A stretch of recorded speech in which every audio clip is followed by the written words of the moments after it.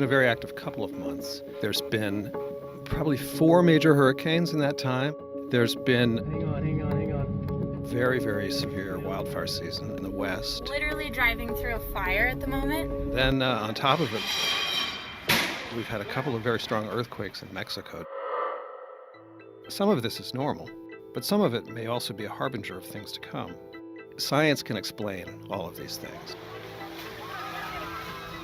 Earthquakes. The frequency of earthquakes is remarkably consistent year to year. A 7.0 roughly earthquake and also an 8.0 earthquake within 2 weeks of each other is not unusual at all. The fact that they both happened in Mexico is a little unusual, but lots of quakes happen in Mexico. The thing about earthquakes is that most of the big earthquakes actually in the world happen in places where there's not a lot of people, so they don't really get noticed.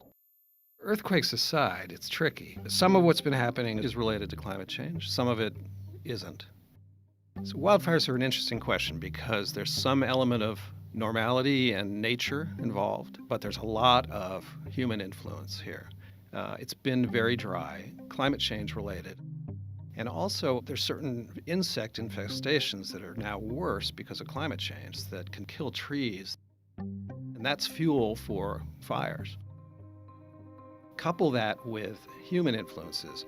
More and more people are living in areas that are close to forests.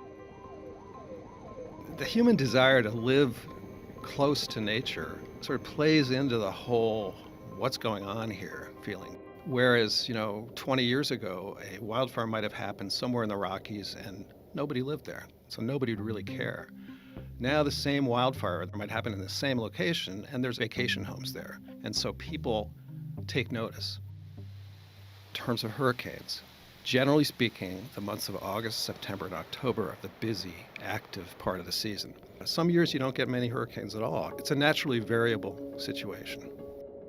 It is probably a little unusual that several of them have been really monster hurricanes and also have made landfall.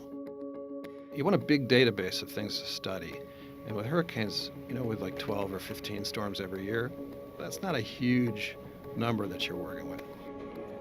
But some scientists say the intense season we've had is more likely to repeat itself in the years ahead.